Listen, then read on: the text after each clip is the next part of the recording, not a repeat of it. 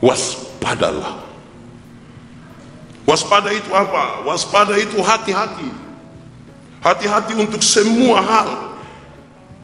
Hati-hati ketika bicara, hati-hati ketika ambil sikap, hati-hati ketika mengambil keputusan, hati-hati ketika bergaul, hati-hati ketika berusaha, hati-hati ketika bekerja.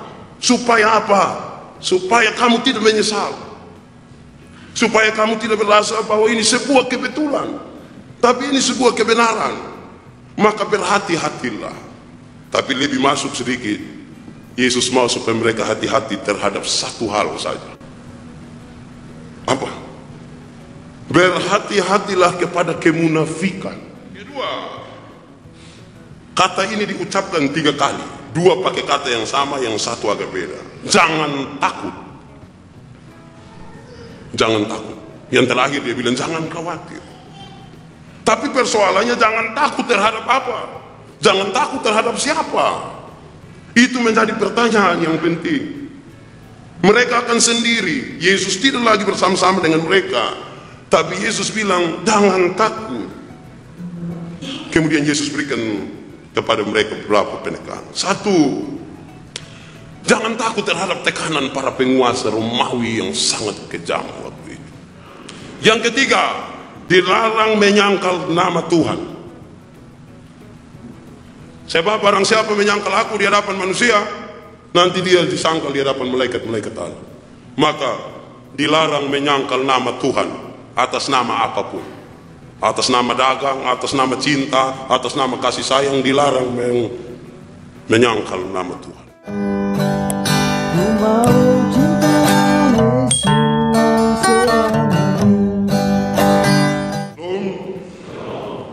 Di luar khotbah ini, saya mau terima kasih buat anak-anak sekolah minggu tadi. Mereka buat banyak orang tua menangis pagi ini, saya kira. Ada hal yang luar biasa.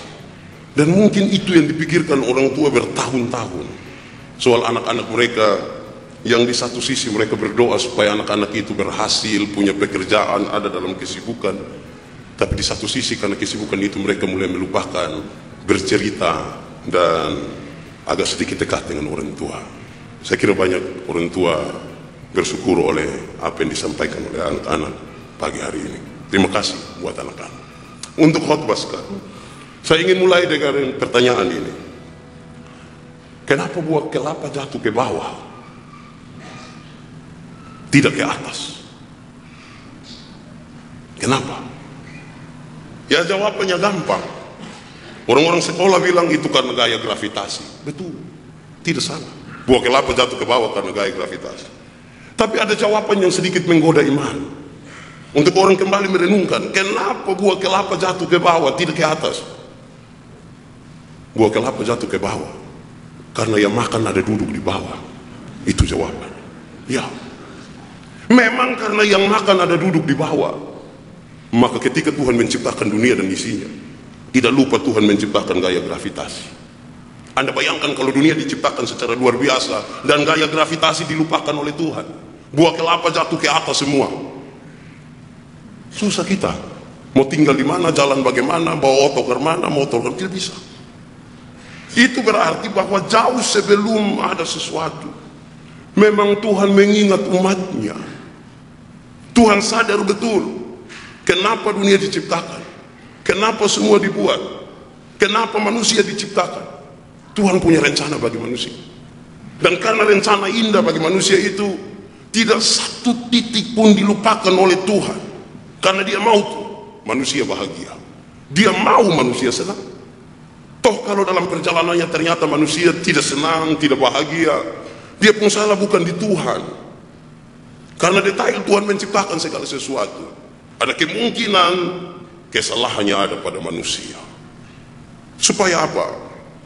Ada 2 kata yang kalau kata-kata ini pakai kata dasar sama artinya.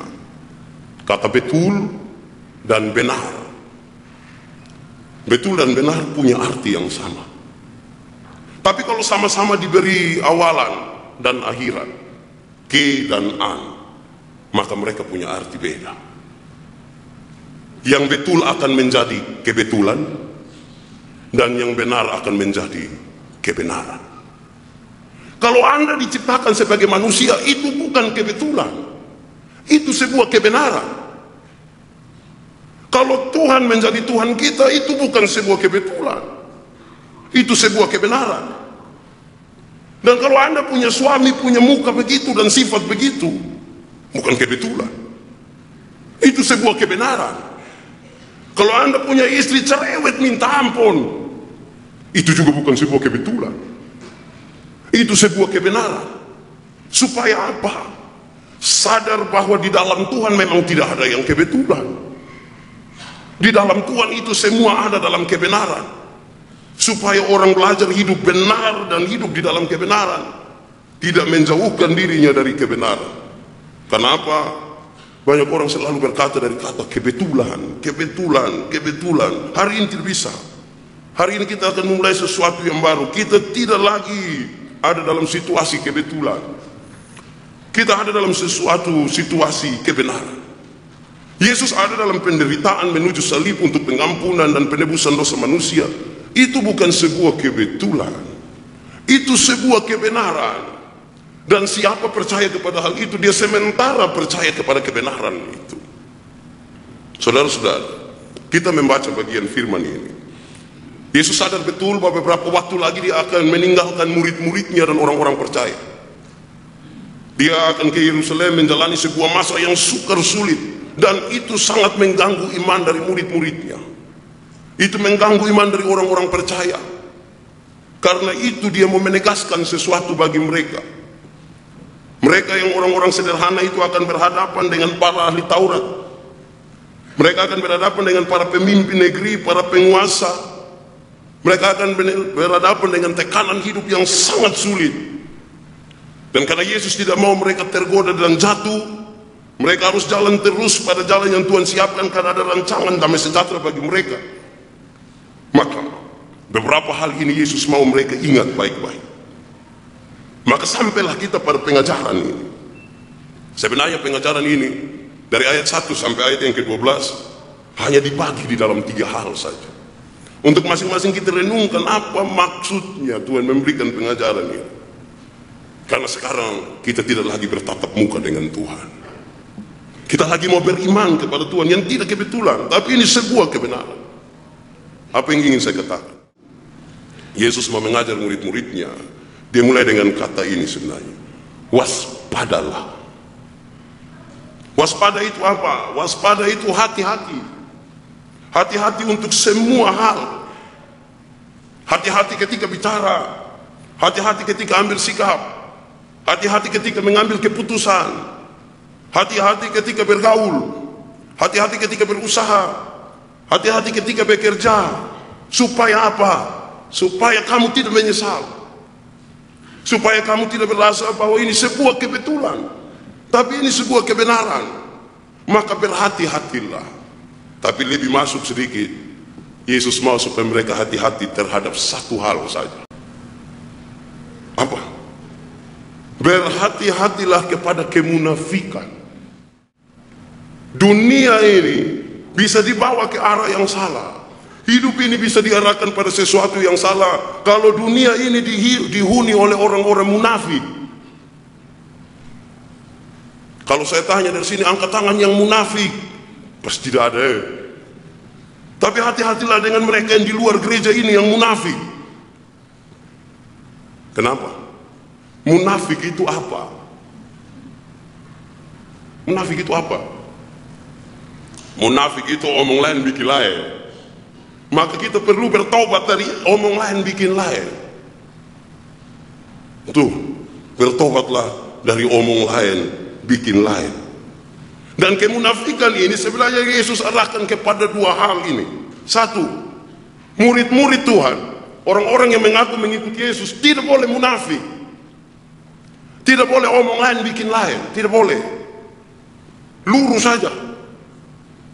Benar-benar, salah-salah. Tidak boleh munafik. Kalau tidak di muka nanti manis sekali, di belakang tidak bagus. Dan itu betapa menyesakkan dada. Bayangkan kalau Anda punya suami yang munafik. Rasa saya kepingin tinggal di rumah sebelah saja. Tapi tidak boleh.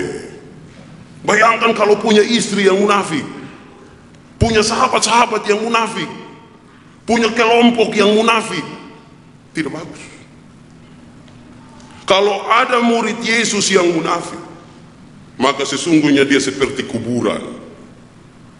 Kuburan itu dia keluar keramik waktu pasang pakai doa, tapi dia diisi bangke. Jangan mau jadi orang munafik. Munafik itu seperti saya pakai bedak. Saya waktu baru pakai itu bagus memati, lihat dari jauh mengkilat ke neon. Tapi mulai panas jalan kok keringat mulai turun, bawa itu bedak semua tinggal lubang-lubang saja, dan betapa tidak indah. Karena itu sejak awal Tuhan bilang hati-hati dengan kemunafikan, tidak bisa. Dan ternyata Tuhan tahu banyak murid Tuhan sekalipun tergoda untuk hidup dalam kemunafikan. Karena itu gampang saja. Di manakah kita menemukan keaslian? Di rumah. Ini pendeta-pendeta dong kalau mau tahu domba kok tidak, jangan tunggu do khotbah. Kalau khotbah pasti bagus. Coba tinggal dan dong satu rumah, baru bisa dipastikan munafik atau tidak. Munafik atau tidak. Yang asli itu ada di rumah. Semua akan asli. Tidak ada kemunafikan. Maka mari kita bikin sebuah gerakan kembali ke rumah. Ya. Jangan gerakan menuju ke tempat lain. Bikinlah gerakan kembali ke rumah dan keluarga. Kalau di rumah tidak munafik, di jalan tidak munafik, di gereja tidak munafik. Asli. Kadang-kadang betul sampai gereja dia botol omong, subukan botol lagi. Saudara-saudara yang dikasihi dalam Tuhan. Tapi di rumah dia panggil dia suami, so tidak asli lagi. Bayangkan kalau murid Tuhan berjalan dalam keadaan ini. Hidup menjadi agak sulit karena tiap-tiap hari menipu diri, tiap-tiap hari menipu diri, dan tidak akan ada orang nyaman dengan menipu terhadap diri sendiri. Tidak akan ada orang. Mulailah dalam sebuah keaslian. Itu satu. Tapi juga tekanan firman ini ada pada hati-hatilah terhadap ragi. Dan dia sebutkan ragi itu adalah kemunafikan orang-orang Farisi. Siapa itu orang Farisi? Farisi adalah golongan ahli Taurat, para rabi dan guru-guru agama. Itu golongan khusus dalam masyarakat Yahudi yang tahu benar segala sesuatu tentang hukum-hukum Taurat. Dan hati-hatilah terhadap kemunafikan mereka yang sok beriman. Hati-hatilah terhadap mereka yang sok beriman. Sebenarnya itu yang mau dikatakan. Sebab apa? Kepada mereka yang sok beriman ini semua akan jadi bias. Anda datang kepada saya bercerita tentang masalah pribadi, karena saya seorang munafik, saya dengar dengan baik. Mari kita berdoa ya. Pas dia pulang, kita panggil ame satu, kasih tahu, lu jangan kasih tahu siapa-siapa ya. Ya itu. Maka lebih parah kemunafikan orang-orang yang sok rohani. Itu lebih parah. Lebih baik benar-benar tidak rohani daripada sok rohani. Bayangkan kalau pendeta belum khotbah dia angguk, dan kemudian dia pulang dia jadi orang pertama yang paling bikin kacau dalam rumah tangga. Itu hal yang tidak baik, betul. Tapi tidak ada yang begitu di sini. Maksudnya tidak ada satu, banyak. Tidak ada kata lain. Hanya satu kata terhadap kemunafikan ini. Sebagai hamba Tuhan saya katakan, bertobatlah. Kalau tidak bertobat, berobatlah. Ada sakit dia secara rohani. Supaya nanti ketika orang tua sakit sama video tadi itu, tidak urus dalam kemunafikan. Urus dalam ketulusan. Tidak munafik. Sebab kalau dapat anak mantu yang munafik, dia senyum baik. Tapi keluar dia bilang, daripada bab tua hidup ku menderita lebih mati ya.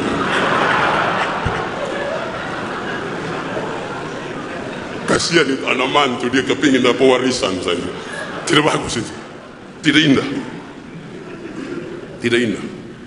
Saudara-saudara, kita nanti tergoda dengan kemunafikan. Tergoda dengan kemunafikan. Kenapa? Karena dunia menawarkan banyak sekali hal yang indah. Begitu. Banyak hal yang indah. Tapi kalau orang mulai dan tidak munafik, aman.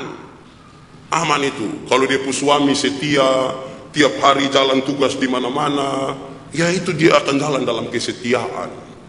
Biar dia ke Jakarta, tidur di satu hotel berbintang, spray dari Sutra, dia punya sarung bantal Sutra, semua dari Sutra berbau harum, tapi dia tidak lupa sarung bantal di rumah yang mungkin bau ludah, bau keringat, tapi dia tahu betul, dia tidak munafik.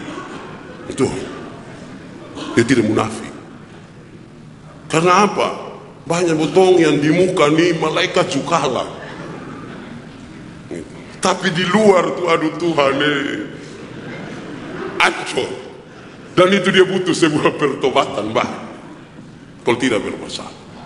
Saudara, bertahun-tahun kita diberitakan penderitaan Kristus itu sempurna bagi orang-orang yang dikasihi Dia. Karena itu kasihilah seorang dengan yang lain. Tapi data Polda NTT mengatakan hal yang sederhana. 80% kasus-kasus yang ditangani oleh Polda NTT kasus kekerasan dalam rumah tangga. Maka saya hampir tidak percaya dengan pepatah yang mengatakan tidak kenal tidak sayang. Kenal pasti sayang, belum tentu. Karena apa? Karena yang berpukul itu orang-orang yang baku kenal itu. Siapa yang tidak kenal dia istri? Atau siapa yang tidak kenal suaminya? Jadi kalau sudah kenal, ya sayang. Tapi kalau kenal dan tidak sayang, lebih baik dia di Polda. Itu dia masalah. Itu hal pertama. Waspadalah. Itu kalau kita kaitkan dengan pesan Bang Nabi. Waspadalah. Kejahatan timbul bukan karena niat pelaku, tapi kejahatan timbul juga karena ada kesempatan. Amin. Maka jangan cari-cari kesempatan juga. Ya, itu pertama, waspadalah. Kata ini diucapkan 3 kali, 2 pakai kata yang sama, yang 1 agak beda. Jangan takut. Jangan takut. Yang terakhir dia bilang jangan khawatir. Tapi persoalannya jangan takut terhadap apa? Jangan takut terhadap siapa? Itu menjadi pertanyaan yang penting. Mereka akan sendiri. Yesus tidak lagi bersama-sama dengan mereka. Tapi Yesus bilang jangan takut. Kemudian Yesus berikan kepada mereka beberapa penekanan. 1, jangan takut terhadap tekanan para penguasa Romawi yang sangat kejam waktu itu. Takut. Tapi yakinkanlah dirimu bahwa Tuhan bersama-sama dengan kamu. Waktu saya renungkan firman ini soal jangan takut, saya ingat beberapa tahun yang lalu ada sebuah peristiwa kecil, sebenarnya sederhana saja, tapi saya ingin cerita. Beberapa angkutan kota, siang waktu makan siang, mereka makan di sekitar Wepura situ. Sopir semua di warung itu. Terus datang satu orang mabuk. Ini orang mabuk masuk, dia pegang satu supir pemuka, dia bilang begini, di dunia ini bukan takut satu manusia, hanya Tuhan sah. Dia pegang satu lagi, di dunia ini bukan takut orang, Tuhan sah. Di dunia ini bukan takut orang. Ini supir semua takut dan diam-diam begini. Tapi yang mabuk ini makin berani, makin jago. Dia tidak tahu kalau di belakang dia ada seorang anggota tentara kalau tidak. Badan agak besar dan ada berdiri dan lihat-lihat dia. Ini mabuk terus. Di dunia ini saya tidak takut orang. Tapi tanpa sadar dia injak kaki tentara ini. Waktu dia injak, dia pas mau bilang, di dunia ini bukan takut orang. Pas dia balik dia bilang, di dunia ini bukan takut orang. Hanya Tuhan saja in all ini. Saudara-saudara, bukan itu ketakutan yang Tuhan maksudkan. Bukan itu. Bukan karena hal yang tidak betul ini lantas orang kemudian membangun ketakutan. Bukan. Tapi oleh karena sesuatu kebenaran, jangan takut. Jangan takut sekali lagi. Kenapa? Karena janji Tuhan, dia menyertai Anda. Dia menyertai engkau. Tidak usah takut. Bahkan ketika dihadapkan pada pengadilan-pengadilan, majelis-majelis, para penguasa-penguasa, tidak usah takut apa yang akan kamu katakan. Berulang-ulang kali saya katakan bahwa kalau kami pilih majelis di kampung, beberapa orang akan datang bilang, Bapak, kami ini orang tidak sekolah. Bapak, betul sudah itu. Kalau tidak sekolah itu yang betul itu. Supaya tahu terbatas, tidak tahu mau ngomong apa, dan Tuhan menolong Anda berkata-kata. Roh Kudus diberikan kesempatan untuk turut bekerja di situ. Jangan takut, tapi berikanlah kesempatan. Tapi jangan takut ini juga tidak bisa dikaitkan dengan yang penting omong sembarang. Yang penting omong, tidak. Tidak bisa yang penting omong. Ada satu anak SD, dia pulang, dia cerita dia pun bapak, tanya dia pun bapak, Bapak, kenapa bahasa Inggris itu tulis lain, dia pun baca lain, dia pun arti lain? Dia pun bapak bilang, maksud lo? Bapak bilang, maksud apa?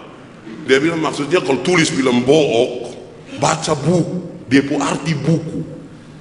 Dia pun bapak bilang, oh sama-sama. Kalau tulis oi pura, baca oi bobo, dia pun arti oi saw.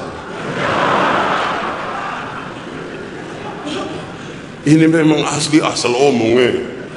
Barani itu bukan berarti asal omong, tapi benar-benar tahu. Bayangkan kalau dia jawab, dia anak tulis oi pura, baca oi bobo, dia arti oi saw. Ancur itu generasi penerus. Tidak bisa. Tidak bisa sama dengan asal omong. Bicaralah karena sebuah kebenaran. Sekarang, kalau ada seorang perempuan dewasa, seorang laki-laki dewasa yang bukan suami istri, mereka ada di sebuah kamar tertentu. Kita tahu, apakah orang sanggup bicara dalam sebuah kebenaran? Tidak. Banyak yang menginterpretasi. Kenapa? Dong akan bilang begini, siapa tahu dong ada berdoa. Banyak orang tidak melihat, tapi banyak sekali mau bicara. Saksi itu orang yang melihat, mengalami, merasakan baru bicara. Tidak asal bilang, foto sama-sama tahu, dan sampai diam biasa begitu di piom orang. Itu juga bahaya itu. Saudara-saudara, kenapa Tuhan menciptakan manusia punya dua telinga, dua mata, tapi hanya satu mulut? Tidak dua mata, dua telinga, dua mulut, dan seterusnya. Ada banyak jawaban, tapi satu jawaban ini menarik. Dua mata supaya dia dua kali lihat, dua telinga supaya dua kali dengar, baru omong satu kali. Dengar ulang-ulang, lihat ulang-ulang, baru omong satu kali. Tapi banyak orang yang sudah ada mata, sudah ada telinga, tapi mulut 7. Tidak pernah lihat, tidak pernah dengar, tapi bawa omong. Itu tuh orang yang suka tuduh-tuduh orang sembarang. Angkat tangan yang tukang tuduh orang. Tidak ada di sini. Semua pasti dua mata, dua telinga, dan satu mulut. Pastikan kebenaran. Dan kebenaran itu dilihat, dialami, dirasakan, baru bicara. Kalau tidak bisa. Saya melayani di satu tempat, saya tidak usah sebut itu 6 tempat, nanti tidak bagus. Satu saat saya mau datang ke Kupang, terus dia tanya saya. Ada seorang anak muda tanya, Bapak Pendeta mau pergi Kupang? Iya. Berapa lama nanti? 3 hari Bapak. Oh baik. Bapak di Kupang tinggal di mana? Kita tinggal di Kelapa Lima situ. Oh Kelapa Lima Deka Baung toh Bapak. Saya mau bilang tidak juga, saya pikir kesian dia. Tapi saya mau bilang tidak juga. Ini orang ini, memang dia butuh melihat 2 kali, mendengar 2 kali, baru omong 1 kali. Itu yang Tuhan ciptakan manusia. Supaya jangan lebih banyak omong, tanpa melihat dan merasakan. Saksi, orang yang melihat, mengalami, merasakan, baru bicara. Berdasarkan itu jangan takut. Jangan takut.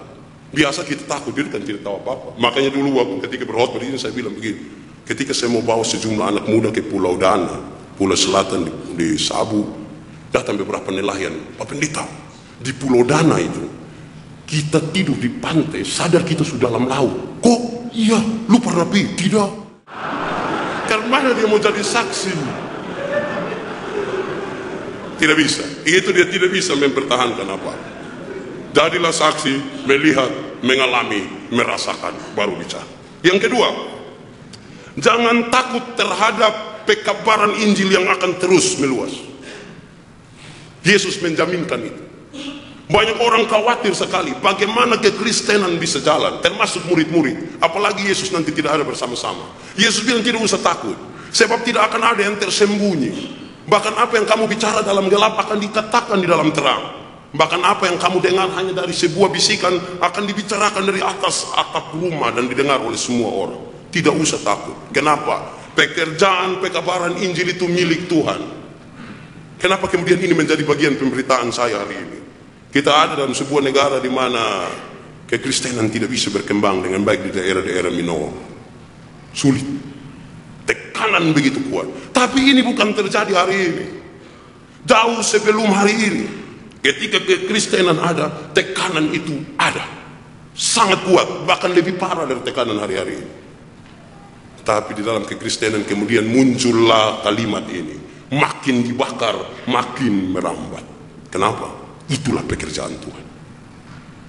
Tidak usah takut. Beberapa orang bilang kita perang bela Tuhan. Tidak boleh. Tuhan tidak perlu dibela. Dia bisa membela dirinya sendiri. Tidak ada orang berperang bagi Tuhan. Karena Tuhanlah yang berperang bagi kita. Kalau ada orang mau berperang, berperanglah bagi diri sendiri. Karena musuh yang paling besar tidak ada di luar sana. Musuh yang paling besar ada di dalam diri. Banyak orang sibuk urus orang lain, padahal urus diri sendiri tidak bisa. Lebih baik sibuk urus diri sendiri. Kenapa?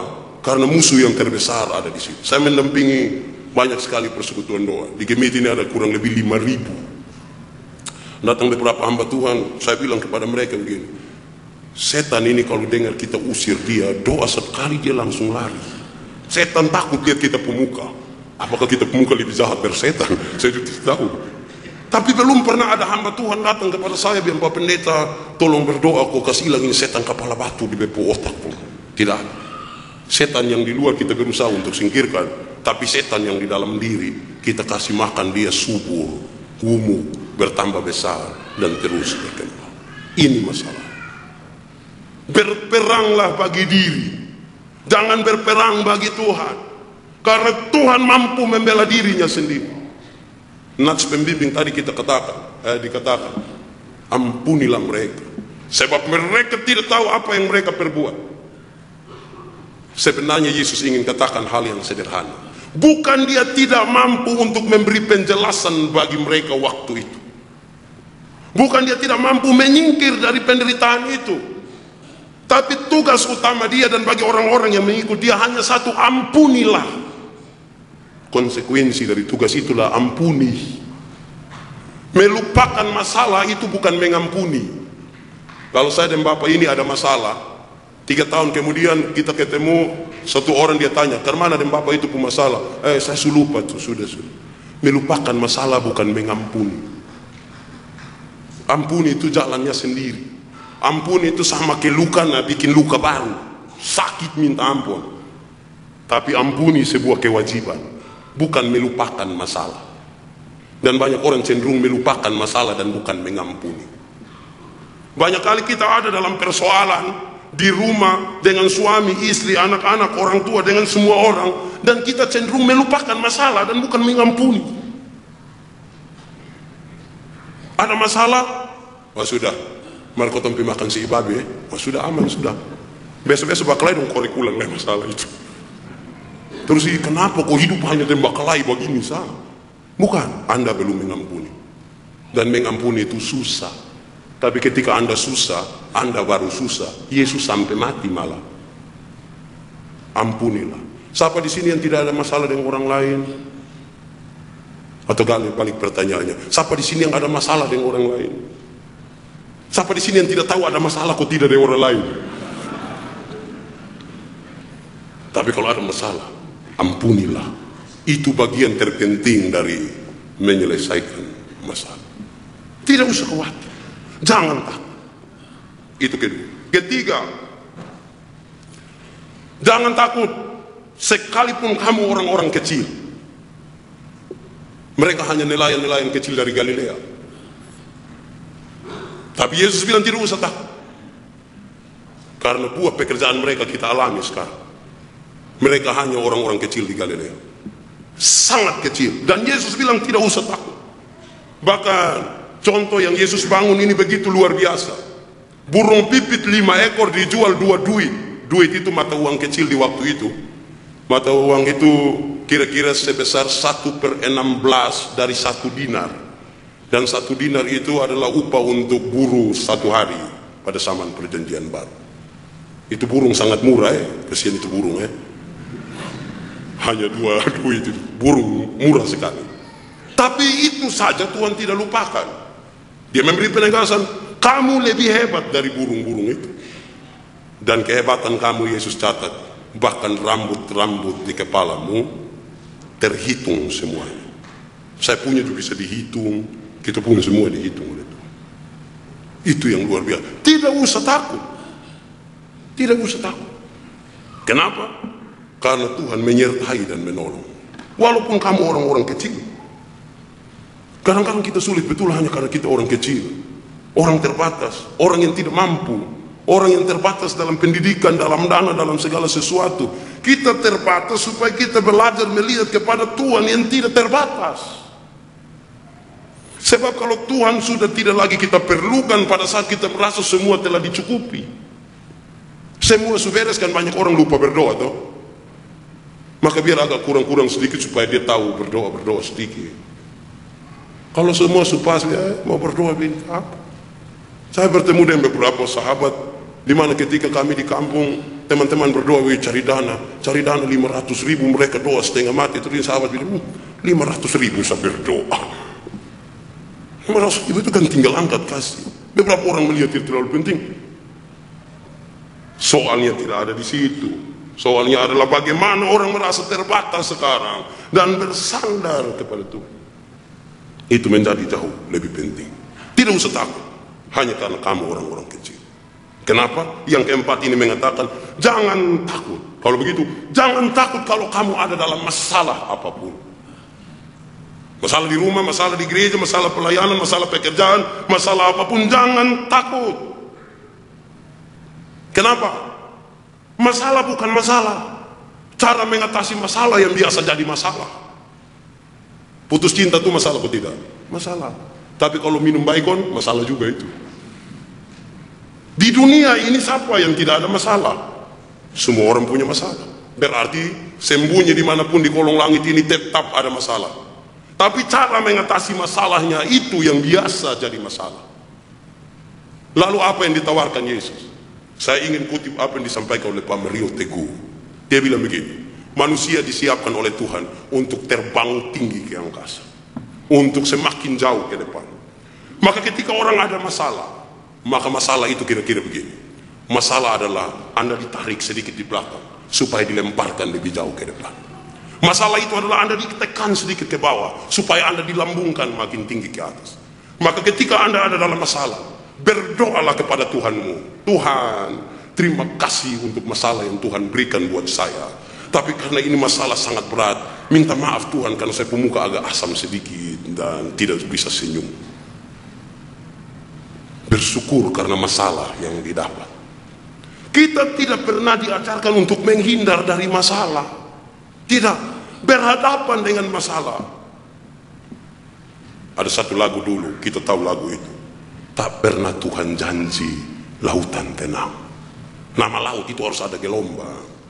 Kalau laut yang tidak ada gelombang itu nama aqua. Tuhan tidak pernah janji lautan tenang. Tapi dia menjanjikan memberikan kekuatan ketika orang ada dalam masalah. Maka berdoalah kepada Tuhan. Terima kasih Tuhan untuk masalah ini. Terima kasih. Tapi karena dia rasa pahit, Tuhan minta maaf, bet pemuka agak asam sedikit, bet pakai menangis-menangis. Selesaikan. Itulah masalah. Jangan mau yang manis-manis saja. Ya. Sebab apa? Gula-gula dapat merusak gigi, tapi daun pepaya dapat menyembuhkan penyakit malaria. Benarlah apa kata pepatah dulu. Yang manis jangan cepat-cepat ditelan, tapi yang pahit juga jangan cepat-cepat dibuang. Tahan sah, cocok gumuk. Tahan. Ya, makanya kita tiap minggu menyanyi tahanlah dan berjuang terus. Kadang-kadang dong tanya, Pak, ini mau berjuang sampai kapan ini? Pokoknya berjuang saja. Ya, itu. Berikut. Masih ada 5 ini. Tidak, semua habis ini. Saya takut jangan sampai khotbah terlalu lama, sebentar dong pulang, lu rugi sampai gereja. Kenapa? Pendeta pu khotbah. Kok iya? Khotbah bila apa? Tahu? Nah, itu juga bahaya itu. Oke. Yang ketiga, tadi yang kelima itu dari bagian yang kedua, sekarang yang ketiga. Pertama, waspadalah. Yang kedua, jangan takut. Dan sekarang yang ketiga, larangan. Larangan. 1, dilarang menyangkal nama Tuhan. Sebab barang siapa menyangkal aku di hadapan manusia, nanti dia disangkal di hadapan malaikat-malaikat Allah. Maka dilarang menyangkal nama Tuhan atas nama apapun. Atas nama dagang, atas nama cinta, atas nama kasih sayang, dilarang menyangkal nama Tuhan. Ya. Supaya apa? Supaya orang terus percaya pada Tuhan. Jangan bergerak sedikit menyangkal. Waktu mau CD, waktu mau menikah, pakai menangis baru syuting lagi di sini. Tapi as itu dia menyangkal nomor 1. Ini manusia ini butuh berobat ini. Ya. Dilarang menyangkal nama Tuhan dalam situasi apapun. Tidak bisa masuk kandang kambing mengembik, masuk kandang ayam hilang. Tidak bisa. Dilarang menyangkal. Terus dia kasih naik sedikit. Dilarang menghujat Roh Kudus. Dilarang menghujat Roh Kudus. Tentang anak manusia kalau ada yang salah diampuni. Tapi menghujat Roh Kudus tidak bisa diampuni. Dia maksud apa? Sebenarnya sederhana. Banyak orang tidak tinggal sesaman dengan Tuhan Yesus. Tidak tinggal. Saya itu tidak pernah tinggal dengan Tuhan Yesus bersama. Jadi kalau ada omong salah tentang Tuhan, kita hari Tuhan pun pacar nama siapa? Itu kan mungkin omong salah ya. Ya kok kita tidak pernah hidup sama-sama dengan Yesus. Ya itu masih diterima. Tapi menghujat Roh Kudus bahaya. Kenapa? Siapa yang menghujat Roh Kudus, tandanya Roh Kudus tidak ada di dalam dirinya. Kebenaran tidak ada dalam diri. Dan orang yang tidak ada kebenaran di dalam dirinya, bagaimana bisa dia diampuni? Sebab doa kita diajarkan oleh Yesus. Contoh, ampunilah seperti saya juga telah mengampuni. Kan begitu. Kalau Anda ingin diampuni, ampunilah. Dan yang membuat Anda mampu melakukan itu adalah Roh Kudus di dalam diri. Maka orang yang tidak ada roh di dalam hidupnya, bagaimana dia akan mengatakan yang benar tentang roh? Dia pasti terus akan hidup dalam kesalahan. Dia tidak mungkin dituntun oleh roh. Dan kalau tidak dituntun oleh roh, bagaimana dia mendapat pengampunan? Dia terlalu banyak menyerahkan dirinya bukan kepada roh. Kita tidak lagi satu samaan dengan Yesus. Tapi roh ini yang dijanjikan Tuhan sebagai penghibur, pendukung, penolong bagi setiap orang. Dan Roh Kudus tidak ajar orang memaki. Apalagi kalau memaki dan ada pendeta, pas maki habis, ampun Bapak. Ini hanya di mulut saya, di hati tidak Bapak. Omong kosong. Karena apa yang keluar itu gambaran dari isi hati. Tidak bisa. Maka hiduplah di dalam roh. Saudara-saudara, kalimat ini menjadi penting. Apakah gereja menyiapkan roh sehingga orang pindah satu gereja ke satu gereja ke satu gereja untuk mencari roh? Tidak. Bagaimana kita menilai adanya roh? Gampang sekali. Kalau roh ada di dalam seseorang, maka buah-buah roh itu muncul dari orang-orang itu. Anda buka Galatia 5 ayat 22-23. Roh Kudus ada, maka buah-buah roh pasti ada di dalam hidup orang itu. Kasih, sukacita, kasih.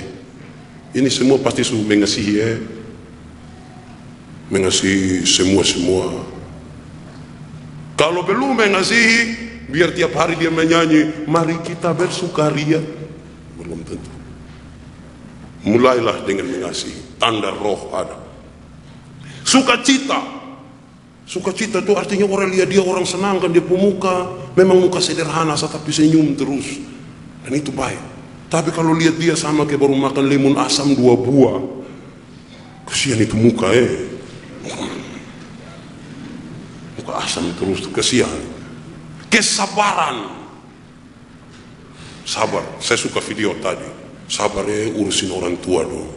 Busuk-busuk tuh, son ada mantan orang tua son ada mantan pacar ada, mantan bos ada, mantan orang tua tidak ada. Orang tua tuh, ya dia sudah tuh sabar. Kelemah lembutan itu terdiri dari 2 kata, lemah dan lembut, dan digabung kelemah lembutan.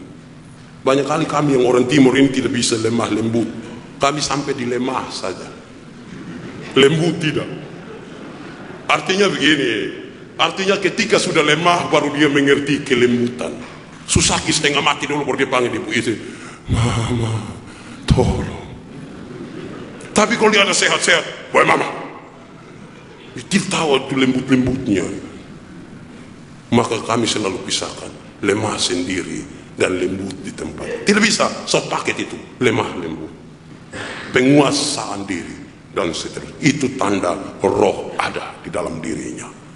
Makin terbukalah sekarang, hidup di dalam gereja sekalipun, berkata-kata tentang Tuhan sekalipun, belum tentu membuka diri ini dituntun oleh roh. Karena buah-buah yang dihasilkan menentukan siapa yang ada di dalam diri. Tuhan memberkati kita dengan firman-Nya. Amin.